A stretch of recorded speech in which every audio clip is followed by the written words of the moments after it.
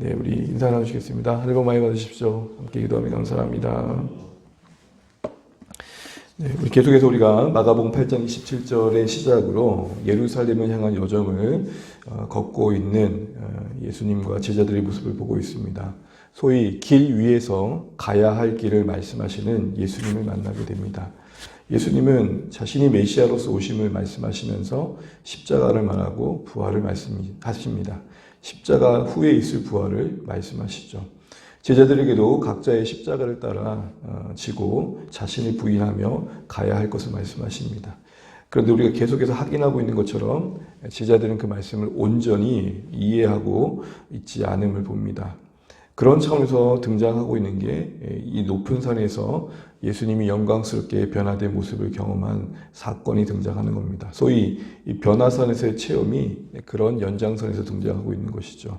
무슨 말입니까? 예수님이 자신의 영광스러운 모습을 보여주시고 미리 부활을 그들에게 보여주셨던 것은 그들의 믿음을 격려하기 위함이었던 것입니다. 어쨌든 이런 목적을 이루어진 그 일들이 그들에게는 놀라운 체험이었죠. 그래서 제자들 중에 한 사람 베드로는 너무 좋습니다. 여기가 좋사오니 라고 말을 합니다. 마치 그들은 천국을 경험한 듯 했고 그래서 누리는 기쁨, 뭔가 설명할 수 없는 황홀경을 맛보게 됩니다.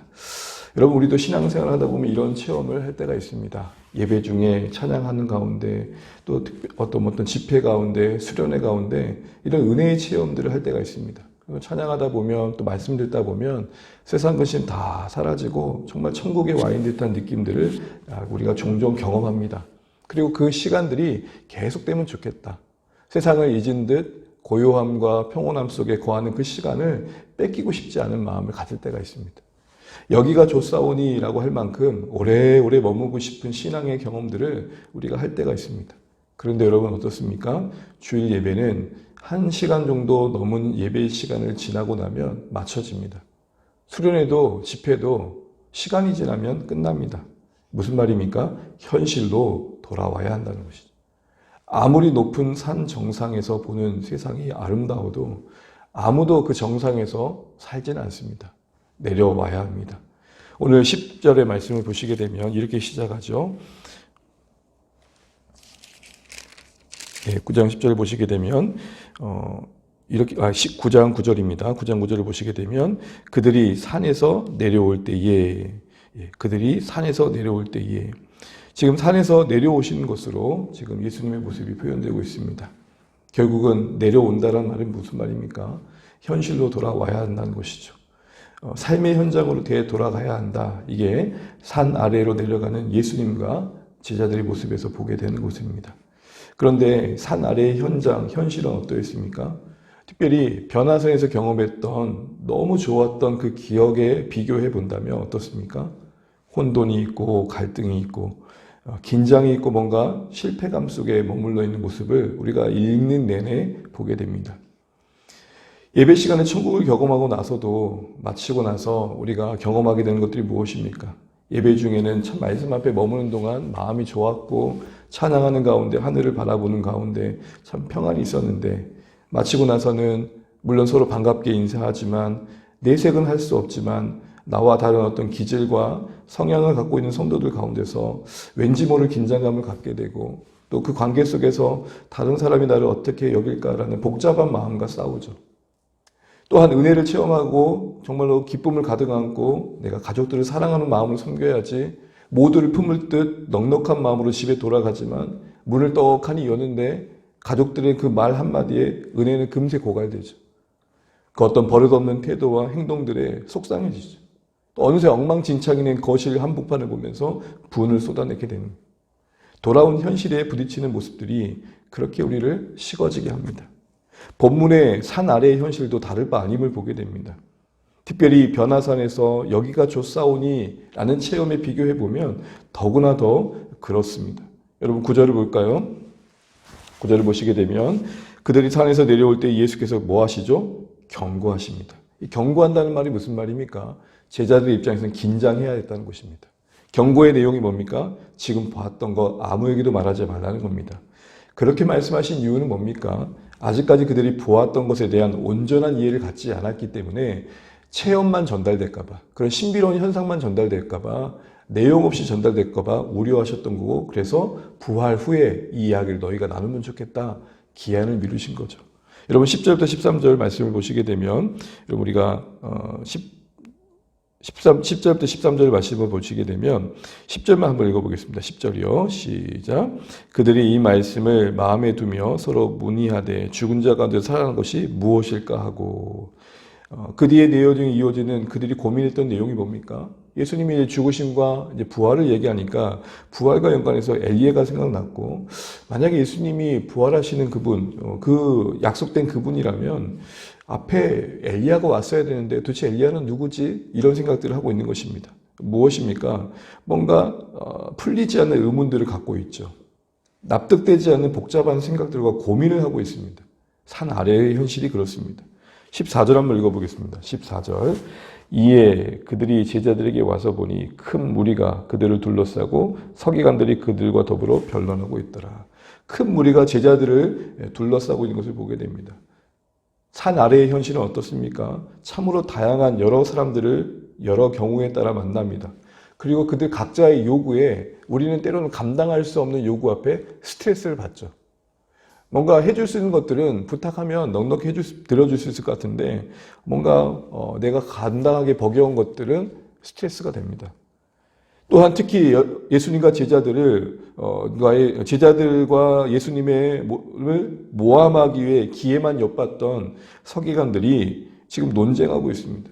뭔가 흠집을 잡고 따지고 있는 것이죠. 다툼과 갈등이 있는 걸 보게 됩니다. 우리 18절 말씀 보겠습니다. 18절 한번 같이 읽어보죠. 시작. 귀신이 어디서든지 그를 잡으면 거꾸러져 거품을 흘리며 이를 갈며 그리고 파리해지는지라. 내가 선생님의 제자들에게 내쫓아 달라 했으나 그들이 능히 하지 못하더라. 무슨 말입니까? 쫓아달라고 했는데 능히 그걸 하지 못하는 제자들의 실패를 보게 됩니다. 이전에 귀신을 쫓았던 경험이 있었기 때문에 예수님이 없는 상황에서 자신감 있게 우리가 한번 해볼게 했지만 안 됐던 거예요. 패배와 무력감을 봅니다. 그리고 그 귀신에 붙잡혀 있는 자녀를 보십시오. 오늘도 두루다니면서 우리의 인생을 어그러뜨리려는 악한 자의 해방과 계계가 산 아래의 현실 속에 있습니다. 우리 22절도 한번 읽어볼까요? 22절 시작. 귀신이 그를 죽이려고 불과 물에 자주 던졌나이다. 그러나 무엇을 하실 수 있거든 우리를 불쌍히 여기사 도와주옵소서. 그 아이의 아버지가 말합니다. 무엇을 하실 수 있거든. 무슨 말입니까? 제자들에게 부탁을 했는데 실패를 경험하고 난 다음이니까 반신반의 하는 거죠. 예수님도 혹시나 해줄 수 있다면 뭐라도 좀 해주시면 어떨까요? 라는 의심이 일단 짙게 깔려있는 요구를 했던 것입니다. 산 아래의 현실에 이런 염려와 의심, 정말 잘 될까라는 걱정이 있습니다. 여러분, 계속해서 우리가 한번 산 아래의 현실을 살펴봤는데요. 여기가 좋사오니와는 너무 비교해보면 상반된 모습을 보게 됩니다. 고민이 있지요, 긴장이 있지요, 다툼이 있고, 악한 자의 해방이 있고, 실패와 무력감이 있고, 잘 될까라는 걱정과 의심이 있고요. 한마디로 산 아래의 현실은 총성만 없을 뿐 전쟁터입니다. 이와 같은 현실을 우리는 경험하며 삽니다. 변화산 같은 은혜의 체험만 있고 늘 기쁨의 찬양만 내 귓가에 들리고 마음에는 하나님만 바라보는 평안한 마음만 있으면 얼마나 좋을까요? 그런데 내려와야 될 현실, 우리가 살아야 될 변화산 아래의 현실의 신앙의 우리의 모습들은 그렇지 않다는 것입니다. 늘 긴장이 있고 고민이 있고 염려가 있고 싸워야 됩니다. 설사 어떤 환경적으로 별 일이 없다 하더라도 우리 안에서 마음 안에서 끊임없이 많은 생각들과 또 다가오지 않은 내일에 대한 염려와 여러 감정들, 어찌 해볼 수 없다라는 무력감과 실패감이 찾아옵니다. 여러분, 이와 같은 산 아래의 현실들을 우리가 어떻게 감당해야 될까요? 오늘 주님께서는 제자들이 조용히 찾아와 물은 질문 앞에서 우리에게 어떤 식으로 어떻게 이 현실을 감당할 수 있는지를 말씀해 주십니다. 우리 28절, 29절 같이 한번 읽어보겠습니다. 9장 28절, 29절입니다. 시작. 집에 들어가심에 제자들이 조용히 묻자오되 우리는 어찌하여 능히 그 귀신을 쫓아내지 못하였나이까? 이르시되 기도 외에 다른 것으로는 이런 종류가 나갈 수 없느니라 하시니라. 아멘. 사랑하는 성도 여러분, 얼마 전에 아마도 귀신을 쫓아냈던 기억이 있었기 때문에 자신감을 가지고 그 아비의 부탁을 들어주려 했지만 실패를 경험했던 제자들은 의아했을 것입니다. 그러면서 조용히 물은 거죠. 어떻게 예수님은 가능하셨던 겁니까? 그러면서 그에 대한 대답으로 예수님은 기도를 말씀하십니다. 우리 19절 말씀 다시 한번 보시게 되면은 이 기도가 어디서 등장한지를 보십시오. 믿음이 없는 세대여라고 하시는 말씀의 분위기 속에서 나오고 있습니다. 무슨 말입니까? 지금 기도와 믿음과 기도가 함께 언급되고 있는 것입니다. 믿음이 없는 세대여라는 19절 말씀의 그 세대 안에는 그곳에 있는 모두를 포함할 것입니다. 제자들은 제자들대로, 아버지는 아버지대로, 서기관들은 서기관대로. 여러분, 기도와 믿음이 함께합니다. 이거 무슨 말입니까? 결국 산 아래의 현실은 믿음을 요구한다는 것이고 그 믿음이 요구되어진 현실 속에 그 믿음을 지켜가고 갖고 가고 새롭게 하기 위해 기도가 필요하다는 것입니다. 기도가 우리의 믿음을 새롭게 하고 그 믿음이 우리의 기도를 이어간다는 것이죠. 특별히 이 기도와 믿음을 연결짓고 있는 측면에서 기도의 의미는 좀 다르게 이해되어집니다. 단순히 만능 열쇠처럼 뭔가 문제를 푸는 키가 아니라 하나님께 대한 신뢰와 의존이 담긴 고백이어야 된다는 것이죠. 다시 말해 수단으로서의 기도가 아니라 신뢰로서의 기도를 말씀하시는 겁니다. 이런 거죠. 너희 귀신 쫓기 전에 기도했어? 10분 이상? 이런 측면이 아니고 너희들 마음에 하나님을 의식하고 하나님을 생각하며 모든 것이 하나님께로부터 말미암다는 그 믿음, 다른 말로 말한다면 그 의존성이 너희 안에 있느냐 이 얘기를 하는 것입니다. 너희 그 경험에 의지해서 하나님 없이 행했던 거잖아. 그 질책을 하셨던 것이죠. 이런 의미에서 본다면 여러분 기도와 믿음을 연결시킬 때 그 믿음이 하나님을 향한 신뢰, 하나님을 향한 의존의 마음이라면 기도는 단지 행위 그 이상의 하나님과의 관계에 초점이 있는 것이죠.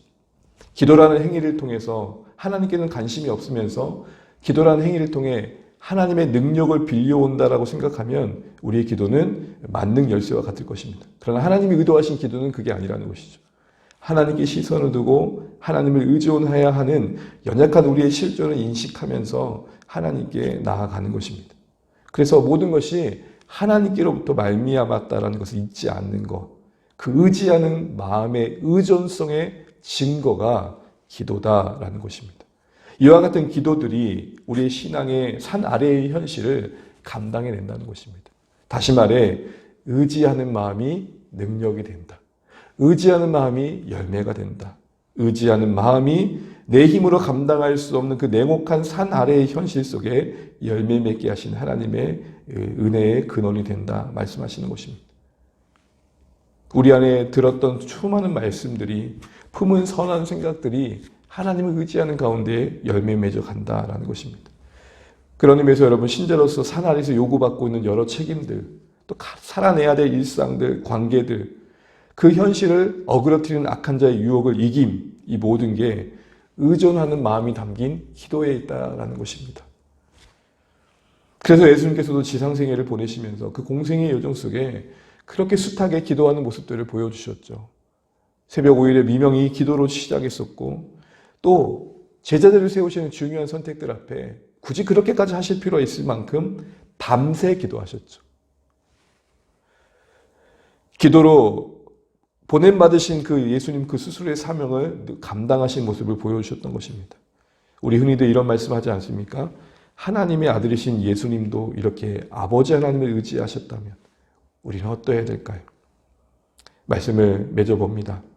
오늘날 마주해야 할, 우리가 살아가야 할 산 아래의 현실은 변화산에서 경험했던 여기가 좋사오니와 너무나 다른 상황입니다. 한마디로 현실은 믿음을 요구합니다. 오늘 본문에 귀신 들렸던 그 아버지의 고백처럼 믿음 없는 우리를 좀 도와주십시오 라고 간구했듯이 기도로 그 의존하는 마음으로 우리가 하나님 앞에 나아가 우리의 믿음이 계속 격려받아야 되는 것입니다. 하나님을 의존하는 마음을 갖고 가야 되는 것이죠. 특히 여러분 오늘 제자들의 관점에서 본다면 과거의 제자들이 귀신을 쫓아냈던 그 놀라운 은혜가 과거에는 체험되었더라도 그 체험이 마주하는 비슷한 현실에 자동적으로 똑같이 귀신을 쫓는 능력으로 나타나지 않았다는 것도 기억해야 됩니다. 무슨 말입니까? 쉽게 말하면 그 능력과 은혜를 상실하지 않기 위해 늘 의지하는 마음을 지켜내어야 했다는 것입니다. 쉽게 말해 어제는 어제의 은혜로, 오늘은 오늘의 은혜로 살아가야 할 우리의 실존을 인정하고 하나님을 의지하는 그런 삶이 산 아래의 이 현실을 이겨낼 수 있는 하나님의 신자들에게 요구하시는 방법이라는 것입니다. 매일이 변화산 같으면 얼마나 좋을까요? 우리가 마주하는 모든 현실들이 여기가 좋사오니 라고 할 만큼 근심, 걱정, 고생 없으면 얼마나 좋을까요? 산 아래의 현실로 가야 하는 우리의 실존들이 오늘 본문에 보여주는 권면의 말씀처럼 믿음 없는 세대여라고 질타받을 수밖에 없는 우리의 연약함을 겸손히 인정하면서 하나님을 의존하는 마음 담아 매 순간순간 주여 주여 하며 걷고 살아내셔서 하나님께서 원하시는 삶을, 우리의 현실들을 그렇게 원하시는 대로 갖고 갈 수 있는 우리의 모습 되시면 좋겠습니다. 기억하십시오. 산 아래의 현실은 우리에게 믿음을 요구합니다. 그 믿음은 하나님 의지하지 않으면 안 되는 항복을 말씀하시는 겁니다. 믿음이 요구되는 이 현실에 기도의 절실함을 기억하시면서 우리에게 다시 한번 주시는 도전들 앞에 우리가 하나님을 얼마나 진실하게 의지하고 있는지 돌아보며 또한 우리에게 필요한 결단이 있는 우리 이 새벽의 말씀 되시기를 축복합니다. 찬양하겠습니다. 찬송가 425장 주님의 뜻을 이루소서 찬양 드리고 기도하겠습니다.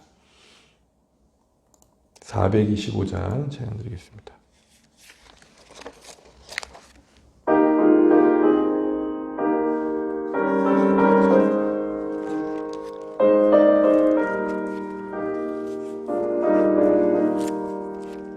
주님의 뜻을 이루소서 고요한 중에 기다리니 주님과 같은 날 빚으사 주님의 영상 만드소서 주님의 뜻을 이루소서 주님 발 앞에 엎드리니 나의 맘속을 살피시사 눈보다 이게 하옵소서.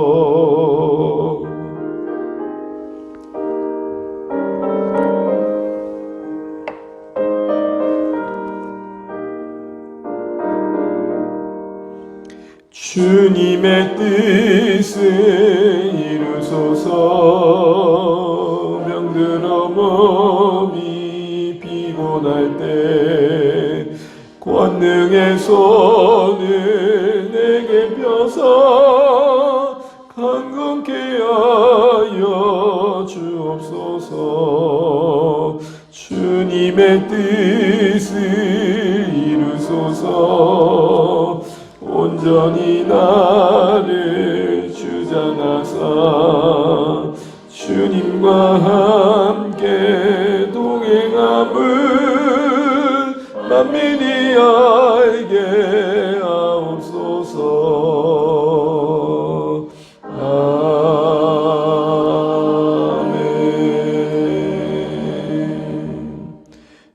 네, 오늘도 우리 주신 말씀 붙들면서 기도하면 좋겠습니다.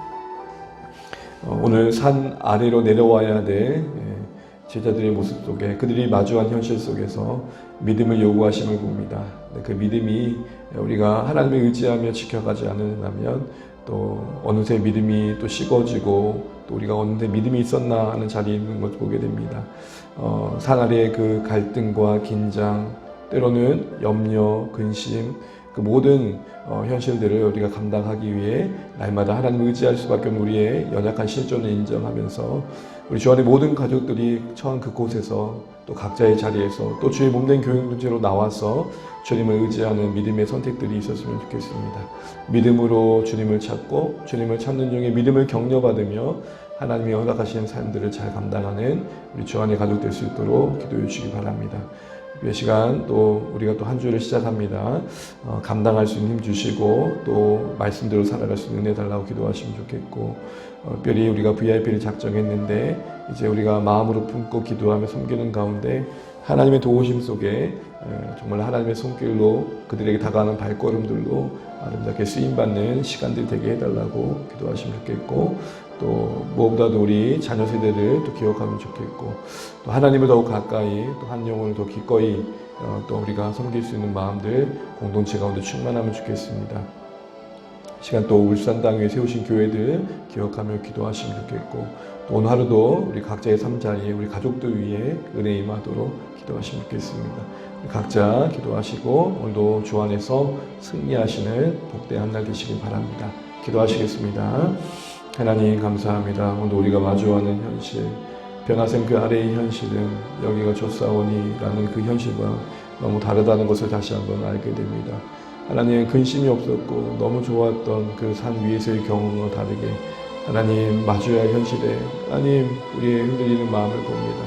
하나님 감당할 짐들이 있음을 보게 됩니다. 우리 안에 의지하는 마음 더하시고 그 마음 위에 부으시는 평강으로 능력으로 우리가 주의 일들을 감당하며 살게 도와주십시오. 주님 의지하는 마음 잃지 않게 도와주시고 주님 의지하는 마음으로 우리의 냉혹한 현실을 이겨낼 수 있는 은혜를 주십시오. 하나님 도와주십시오. 우리 주 안의 가족들이 오늘 말씀처럼 변화산 아래 하나님 아버지 현실을 잘 마주하게 도와주십시오. 여기가 좋사오니 은혜의 체험들을 가지고 살아가는 현실 속에 우리가 주님을 계속해서 의지해야 된다는 것을 잊지 않게 도와주시고, 하나님 능력이 우리 삶 가운데 나타날지라도 그것이 주께로부터 말미암을 수 있지 않는 것이 믿음으로 있지 않게 하여 주십시오. 하나님 믿음으로 살게 도와주십시오. 하나님 도와주십시오. 주님을 응시하게 도와주시고 주님을 기억하게 도와주십시오. 우리 감당할 힘을 주시고 우리가 보냄받은 삶의 자리, 일상, 직장, 일터, 가정에서 하나님의 사람을 살아갈 수 있는 은혜 주시고 우리가 부모 VIP들을 잘 섬길 수 있도록 축복하시옵소서. 아버지, 주의 공처를 붙들어 주시고